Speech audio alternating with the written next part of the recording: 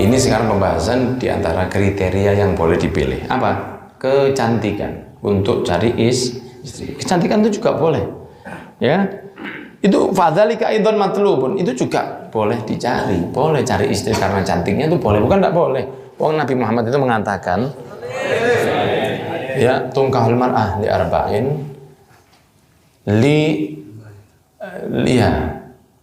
lima liha wali hasabiha wali jamaliha wali diniha fadhi fardati dini taribat yadak. Ya, yang pertama, orang itu boleh karakter wanita itu dicari karena 4 hal. Yang pertama karena hartanya, keturunannya, cantiknya, agamanya. Dahulukan masalah agama, maka kamu akan aman, kamu hidupmu akan lebih baik. Tapi kan Rasul juga nyebut itu. Karena memang diantara karakter memilih istri, ya karena cantiknya. Ya normal kalau seorang laki-laki senang dengan wanita yang cantik, sebagaimana seorang wanita senang dengan laki-laki yang ganteng. Normal itu. Ya, karena manusia itu sifatnya tercipta sudah seperti itu. Kadang anak kecil aja senang lihat, anak kecil perempuan senang lihat orang laki besar yang ganteng. Ya toh? Kan begitu. Atau anak kecil lagi senang, walaupun dia tidak ngerti senang apa itu, cuma dia lihat wanita yang cantik senang, karena itu naluri, jadi bawaan mulai lahir itu. Jadi tidak apa-apa orang senang dengan wanita karena kecantikannya, itu boleh. Tapi kan tidak jaminan cantik itu berarti cantik akhlaknya juga, kan tidak ada jaminan. Orang yang lahir cantik berarti akhlaknya cantik juga, tidak. Dan ada hadisnya, keindahan fisik, tidaklah seseorang diberi keindahan fisik dan keindahan agama kecuali dia mendapatkan karunia yang sangat besar dari Allah Subhanahu wa ta'ala. Jadi fisiknya baik, akhlaknya baik, itu karunia besar sekali dari Allah. Jadi dia tidak nyombongkan gantengnya, dia tidak merasa lebih baik dari orang lain, dipakai untuk hal-hal yang baik.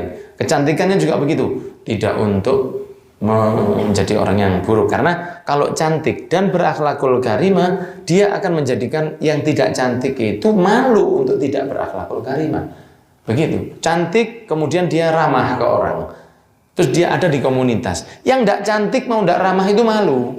Lah iki ayu ae nyopoan. Lah awak sing parutan kayak parutan ae. Wajahmu seperti bulan, Dek. Wah, masa maksudnya bulan itu kan bolong-bolong gitu. Jadi ngelihat bulan itu kan bercak-bercak bolong-bolong. Jadi jangan-jangan kalau dibilang seperti bulan itu. Nah, sehingga cantik dan akhlak yang baik itu kalau ada pada seorang wanita, maka dia mendapatkan karunia yang baik. Begitu pula dengan ganteng dan akhlak yang baik, maka dia mendapatkan karunia yang besar dari Allah, seperti Nabi Muhammad SAW atau seperti Siti Fatimah.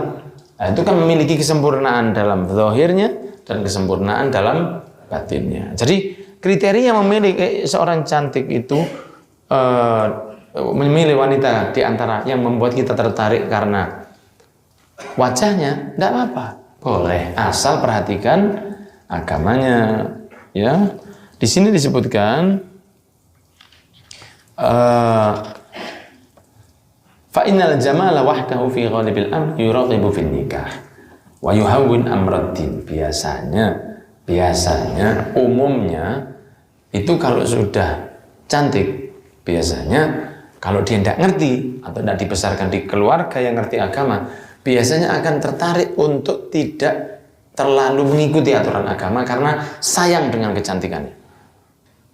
Umumnya itu begitu.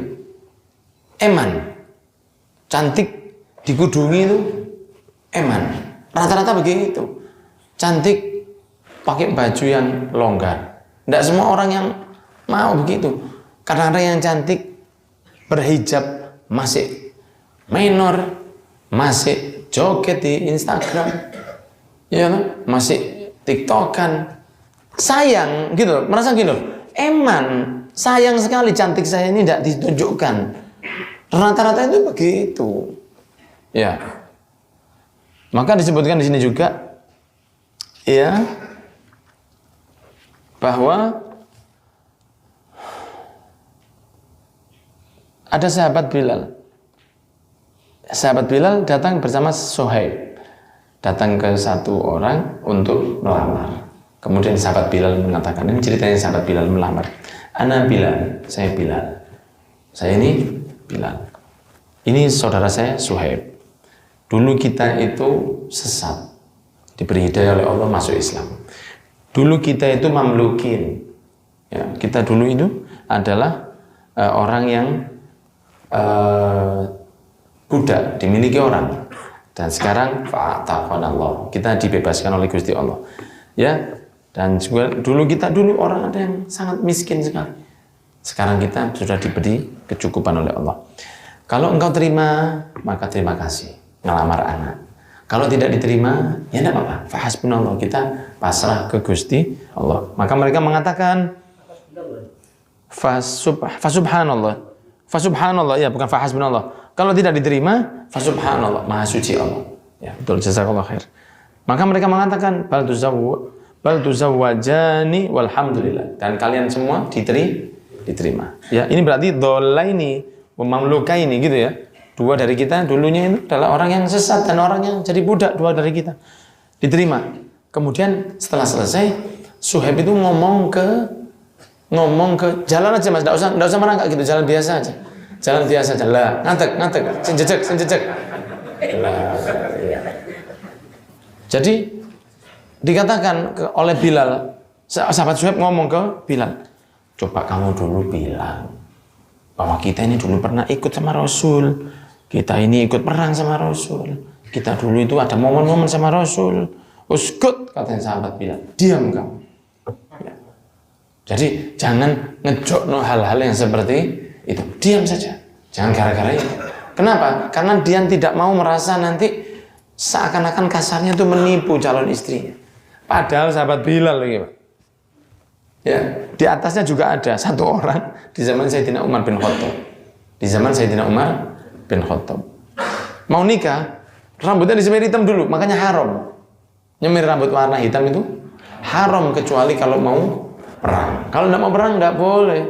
Haram mewarna rambut dengan warna hitam, haram. Ada itu di Zubat wa haramul khidab bisyari bisyawat bisawat li rajulin wa imra'atin la lil jihad. Haram mewarna hitam rambut bagi laki-laki atau perempuan kecuali untuk jihad. Kalau jihad boleh, tapi kalau tidak untuk jihad tidak boleh. Loh, saya nikah ini kan jihad. Wah, tidak bisa alasan. Nah, di zaman Sayyidina Umar ada orang ada orang mau nikah kemudian melamar, diterima. Begitu diterima mulai keluar ubannya. Kan tidak mungkin semiran terus. Kalau waktu tumbuh kan beruban. Ternyata udah tua. Maka mereka merasa, loh, hasibnahu syaban. Kita pikir dia muda. Sayyidina Umar didatangi oleh Sayyidina Umar, kemudian dipukul oleh Sayyidina Umar. Langsung Sayyidina Umar tidak pakai banyak uang, langsung itu kasih penggulu ya, kupang penggulu, kasih bogem mental. Les, kamu sudah nipu satu kaum kamu. Soalnya kan memang kasarnya begitu. Karena kalau satu orang nikah itu kan bukan dia dengan istrinya saja. Kan ada orang tuanya, kan ada ipar-iparnya, kan ada pak debulitnya. Nah, semua itu kan merasa, oh ini masih muda. Begitu nikah rambutnya beruban, ternyata sudah sepuh. Kamu nipu satu kaum kamu ini. Mertuamu tertipu, pakliknya mantu istrimu tertipu, semua tertipu. Langsung dikasih sama Sayyidina Umar. Nipu kamu, makanya haram. Ya, seperti itu. Bahkan ada juga zuhud itu di dalam segala hal, juga termasuk dalam perempuan. Ya, dalam perempuan. Contohnya bagaimana? Memilih istri yang tidak memiliki kriteria yang paling dikejar sama manusia. Yang dikejar manusia kalau mau nikah itu apa? Kalau mau nikah, ya, cantik, perawan, ayu, ya, muda, kemudian banyak fulusnya, tanahnya 40 hektar. Kemudian apa lagi? Banyak. Pasti kan milih itu. Nah, kalau ketika dia jadi joko, dia masih jomblo, dia memiliki kemampuan untuk memilih, ya. Tapi dia milih yang tidak di kriteria pertama tadi. Seperti Nabi Muhammad milih janda. Itu termasuk zuhud namanya. Ya, pertama yang dipilih Rasulullah kan janda, tapi janda jadi podo janda saya gimana? Iki Siti Khadijah lah. Iya. Ini semua empat dapat ini. 40 tahunnya Siti Khadijah seperti perempuan umur 18. Cantiknya tuh luar biasa. Sampai Allah kirim salam ke Siti Khadijah. Allah kirim salam, luar biasa Siti Khadijah lain. Nasabnya juga dari keluarga yang top. Jamalnya, cantiknya iya, kayanya iya. Kemudian keuangannya sangat kaya, lebih kaya dari Nabi Muhammad beliau ini. Kemudian akhlaknya juga. Jadi beliau yang nawari Nabi Muhammad, gimana kalau dia mau nikah sama saya? Karena Siti Khadijah punya semua yang dimiliki oleh seorang wanita. Dia punya semua. Jadi beliau ini kalau iya ke orang Arab saat itu, maka bisa saja Siti Khadijah dinikahi oleh orang Arab yang kaya-kaya. Tapi beliau milih Rasul karena Rasul itu dilihat dari akhlaknya. Begitu, jelas ya. Lah, Nabi Muhammad juga begitu. Nabi Muhammad juga begitu. Beliau masih sehat, ganteng, semuanya dapat fulus juga, walaupun tidak sekaya Siti Khadijah. Tapi lamarannya 2,5 miliar. Maharnya itu, antarannya itu loh Pak. Sekarang nggak jajan. Antaran jajan talaman ini. Ando gambar bebek. Iya. Duit di gambar kipas. Padahal cuma 200.000. Ya 20.000 10 gambar kipas.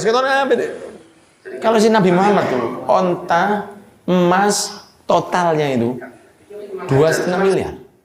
Nah, umur 25 tahun Rasulullah. Loh, nah ini dicontohkan oleh Rasul, ya toh? Dicontohkan oleh Kanjeng Nabi. Bahwa beliau milih janda. Padahal Rasulullah bisa milih siapapun yang ada di Mekah. Tidak ada orang yang akan menolak kepada Nabi Muhammad, tidak akan dia menolak kepada Rasul. Itu juga diantaranya begitu.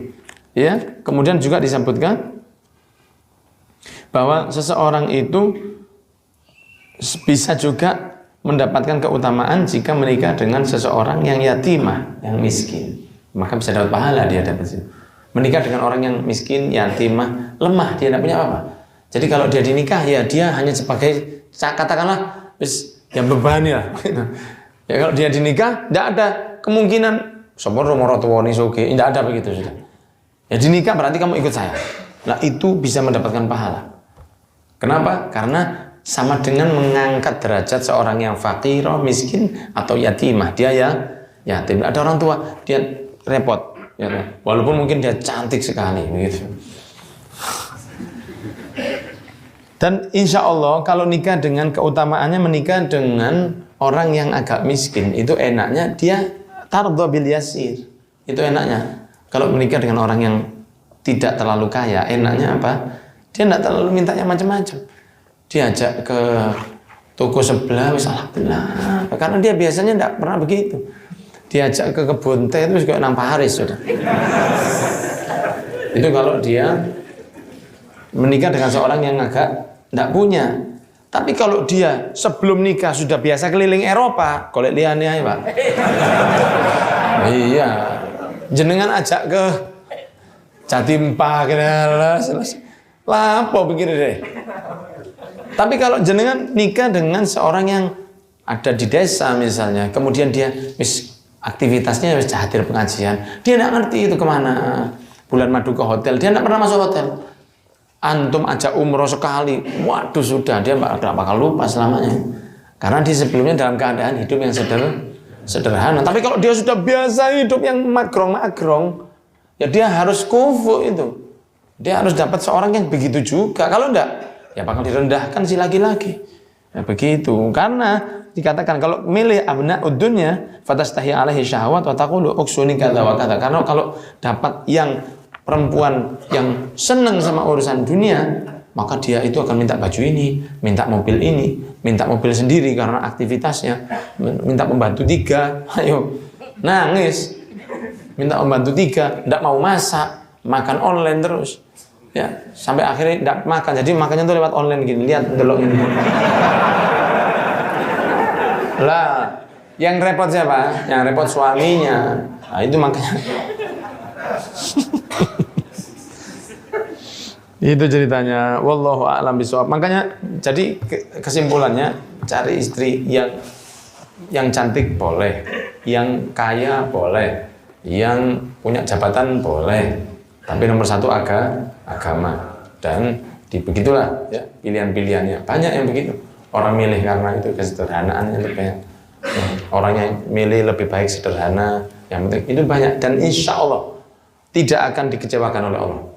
Ya, jadi begini, orang yang milih karena saya ini akhlaknya baik, dia kurang cantik, dia janda, dia begini, enggak apa sudah, saya milih akhlaknya aja sana. Itu tidak akan dirugikan oleh Allah, tidak akan katun aku coba, tidak akan gitu. Karena orang agak ithar itu, dia mengalahkan hawa nafsunya, ditekan hawa nafsunya. Dia lebih dulukan Rasul SAW, tidak mungkin akan dikecewakan oleh Allah. Wallahu a'lam bishawab.